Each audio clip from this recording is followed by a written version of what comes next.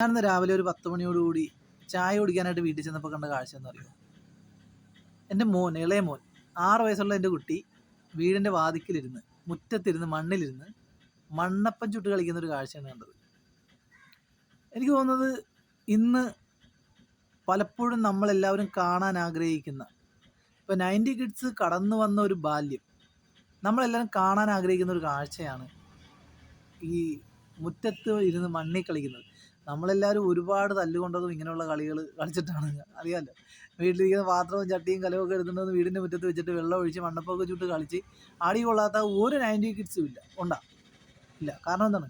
നമുക്ക് അന്ന് ഇന്നത്തതുപോലുള്ള മൊബൈലോ കമ്പ്യൂട്ടറോ ലാപ്ടോപ്പോ റീൽസോ ഇതൊന്നുമില്ലായിരുന്നു. നമ്മളുടെ സന്തോഷങ്ങൾ നമ്മൾ കണ്ടെത്തിയിരുന്നത് ഈ മണ്ണപ്പം ചുട്ടും ഇലകൾ പറിച്ച് കറി വെച്ചിട്ട്, അല്ലേ? അങ്ങനെയുള്ള കളികളിലൊക്കെ കൂടിയാണ് നമ്മൾ നമ്മുടെ സന്തോഷം കണ്ടെത്തിയത്. പക്ഷേ ഇന്നത്തെ തലമുറ, ഞാൻ പറഞ്ഞില്ലേ, എൻ്റെ മോൻ അങ്ങനെ ഒരു അത് ഞാൻ കണ്ടപ്പോൾ എനിക്ക് സന്തോഷമായി. കാരണം അത് കുട്ടികളിൽ അങ്ങനൊരു കാഴ്ചപ്പാട്, അല്ലെങ്കിൽ ആ ഒരു, എന്താ പറയുക, ആ ഒരു സ്വഭാവം കുട്ടികളിലുണ്ട്. പക്ഷേ അത് പുറത്തേക്ക് എടുക്കാനുള്ള അവസരങ്ങൾ ഒരുപക്ഷെ നമ്മൾ തന്നെയാണ് ഇല്ലാതാക്കുന്നത് അവർക്ക്.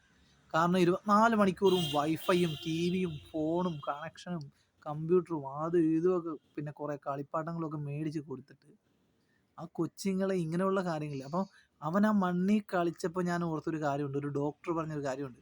കുട്ടികളുടെ പ്രതിരോധശേഷി വളരുന്നത് ഇതുപോലെ മണ്ണിലൊക്കെ കളിച്ചിട്ട്, ആ മണ്ണിലൂടെ കളിച്ച് കഴിയുമ്പോൾ നമ്മുടെ നഖത്തിനിടയിൽ കയറുന്ന ആ ചില ബാക്ടീരിയകൾ, അല്ലെങ്കിൽ അതിൻ്റെ അഴുക്കിലൂടെ നമ്മുടെ വയറ്റിൽ ചെന്ന് കഴിയുമ്പോൾ അതാണ് നമുക്ക് പ്രതിരോധശേഷി കൂട്ടുന്നതെന്നാണ് പറഞ്ഞത്. അപ്പോൾ ഞാനത് മനസ്സുകൊണ്ട് ഇങ്ങനെ ഓർക്കുന്നത്, പണ്ടൊക്കെ നമ്മുടെ അപ്പനും അമ്മയൊക്കെ നമ്മൾ മണ്ണിൽ കളിച്ചാൽ നമ്മളുടെ വടിയെടുത്ത് അടിക്കുമായിരുന്നു. പക്ഷെ നമ്മൾ വിടുക, എന്നാലും നമ്മൾ കളിക്കും. തല്ല് കൊണ്ടാലും കളിക്കും. അങ്ങനെയല്ലേ? എല്ലാവരും അങ്ങനെയായിരുന്നു, അങ്ങനെ തന്നെ ആയിരുന്നു. പക്ഷെ ഇന്നത്തെ തലമുറയ്ക്ക് ഒരു മഴ കൊണ്ടാൽ ജലദോഷപ്പനി വരുന്നതിൻ്റെ കാര്യം എന്താ അറിയോ? അവർക്ക് പ്രതിരോധശേഷി കുറവാണ്. കാരണം എന്താ അറിയോ? അവരുടെ കാലിൽ അഴുക്ക് പറ്റുന്നത് നിങ്ങളാരെങ്കിലും കണ്ടിട്ടുണ്ടോ? അതിനുള്ള സാഹചര്യമില്ല.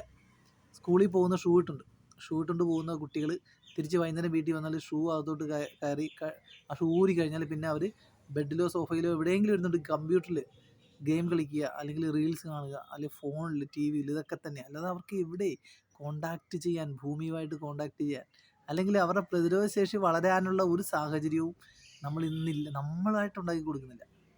മനസ്സിലായത്? ഇന്ന് എൻ്റെ മോൻ അങ്ങനെ ചെയ്തപ്പോൾ എനിക്ക് വളരെ വളരെ സന്തോഷമായി. ഞാൻ എന്നെ തന്നെയാണ് അവനിൽ കണ്ടത്. കുറേ വർഷങ്ങൾ പുറകോട്ട് ഞാൻ പോയി. കാരണം അവൻ വെള്ളം എടുത്തുകൊണ്ട് വന്ന് കുപ്പിയിലൊക്കെ നിറച്ച് വെള്ളം എടുത്തുകൊണ്ട് വന്ന് മണ്ണ് കൂട്ടി കൂന പോലെ വെച്ചിട്ട് അതിൽ വെള്ളമൊക്കെ ഒഴിച്ചിട്ട് ഓരോ കാര്യങ്ങൾ ചെയ്യുമ്പോൾ ഇത് തന്നെയാണ് നമ്മളെല്ലാവരും ചെയ്തിരുന്നത്. പക്ഷെ ഇന്നിത് കാണാൻ ഒരു നിർവാഹമില്ലേ. ഒരു വീടിൻ്റെ മുറ്റത്തും ഇങ്ങനെയുള്ള ഒരു കാഴ്ച ഇന്ന് കാണാൻ പറ്റത്തില്ല. കാരണം എന്ന് പറഞ്ഞാൽ 6 മാസം പ്രായമുള്ള കുഞ്ഞിൻ്റെ കൈ വരെ മൊബൈലാണ്. പക്ഷെ അത് എത്രത്തോളം കുട്ടികളിൽ എത്രത്തോളം അവരുടെ വളർച്ചയെ ബാധിക്കുന്നുണ്ടെന്ന് പറഞ്ഞാൽ, അങ്ങനെയൊക്കെ ഞാനിപ്പോൾ പറഞ്ഞ് ചർച്ച ചെയ്ത് പോയി കഴിഞ്ഞാൽ ഞാൻ ചിലപ്പോൾ ഒരു ഡോക്ടറായിപ്പോൾ. അതിൻ്റെ ആവശ്യമില്ല. ഞാൻ പറഞ്ഞത് നിങ്ങൾ ചിന്തിച്ച് നോക്കുക. സാധാരണക്കാരൻ എന്ന നിലയിൽ ഞാൻ പറഞ്ഞ കാര്യം സത്യമാണോ എന്ന് നിങ്ങൾ ചിന്തിച്ച് നോക്കി. ഇതിന് കുറേ പഠിപ്പും മറ്റേ വയ്യാവേലിയും കുറേ സർട്ടിഫിക്കറ്റൊന്നും അതിൻ്റെയൊന്നും ആവശ്യമില്ല. ഇതൊക്കെ നമുക്ക് തന്നെ നമ്മുടെ ജീവിതാനുഭവങ്ങളിലൂടെ നമുക്ക് മനസ്സിലാക്കാവുന്ന ഒരു കാര്യമാണ്. സത്യമല്ലേ? അപ്പം ഞാനിന്ന് കണ്ടപ്പോൾ എനിക്ക് വളരെ സന്തോഷമായി. ഈ ഈ ഒരു കാഴ്ചയും കണ്ട് അകത്തോട്ട് കയറുന്ന ഞാൻ ടി വി വെച്ചിട്ട് ന്യൂസ് കാണുമ്പോൾ കണ്ട കാഴ്ച എന്താ അറിയോ? മൊബൈൽ ഫോൺ 2 ദിവസമായിട്ട് കംപ്ലൈൻ്റ് ആയതിനാൽ ഒരു വിദ്യാർത്ഥി, നമ്മൾ കോളേജിൽ പഠിക്കുന്ന വിദ്യാർത്ഥിയാണ്, 19 വയസ്സെന്ന് തോന്നുന്നു. അവൻ ആത്മഹത്യ ചെയ്ത 2 ദിവസമായിട്ട് മൊബൈൽ കംപ്ലൈൻ്റ് ആയതിനെ തുടർന്ന് അവൻ്റെ റൂമിൽ ആത്മഹത്യ ചെയ്തെന്നുള്ള വാർത്തയാണ് ഞാൻ കാണുന്നത്. അപ്പം ഞാൻ ആലോചിച്ച് നോക്കിയേ, സത്യം പറഞ്ഞാൽ ഈ മൊബൈൽ ഫോൺ എന്ന് പറഞ്ഞാൽ എത്രത്തോളം നമ്മുടെ ജീവിതത്തിൻ്റെ ഭാഗമായി എന്നുള്ളതാണ്. നമ്മൾ പഴയ തലമുറ, നമ്മളുടെ പ്രതിരോധശേഷിയും നമ്മളുടെ ആ ഒരു ജീവിത ശൈലിയൊന്നും ഇന്നത്തെ തലമുറയ്ക്ക് കിട്ടുന്നില്ല എങ്കിൽ വളരെ വളരെ വളരെ വളരെ വേദനാജനകമാണ്. വില കൊടുക്കേണ്ടി വരും. കാരണം എന്ന് പറഞ്ഞാൽ അഡിക്റ്റായിപ്പോയി, മാനസികമായിട്ടും ശാരീരികമായിട്ടും. മൊബൈൽ ഫോണിനും ടി വിക്കും ഗെയിം എന്ന് പറഞ്ഞാൽ എൻ്റെ മോനെ ഒന്നും പറയണ്ട. 12 മണി 1 മണി രാത്രി വരെയൊക്കെ ഇരുന്നാണ് ഇന്നത്തെ കുട്ടികൾ ഗെയിം കളിക്കുന്നത്. എന്നിട്ട് എന്തെങ്കിലും ചോദിച്ചു കഴിഞ്ഞാൽ പൊട്ടിത്തെറിക്കുകയാണ് ഇവർ.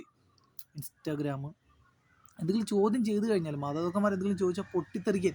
മൊബൈൽ ഫോൺ എന്ന് പറയുന്ന സാധനം ജീവിതത്തിൻ്റെ ഭാഗമായി. എനിക്ക് തോന്നുന്നു ഈ നമ്മുടെ ഹൃദയത്തിനേക്കാൾ ഇപ്പോൾ ഈ പിള്ളേർക്ക് ശരീരത്തിലെ ഹൃദയമുണ്ടല്ലോ, ആ ഹൃദയത്തിനേക്കാൾ കൂടുതൽ പിള്ളേർക്ക് ഇപ്പോൾ ആവശ്യം ഫോണാണെന്ന് തോന്നുന്നു. കാരണം വെറുതെ പിടിച്ചില്ലെങ്കിലും കുഴപ്പമില്ല, പക്ഷേ ഫോൺ വർക്ക് ചെയ്യണം എന്നുള്ളൊരു മൈൻഡിലാണ് പിള്ളേർ നടക്കുന്നത്.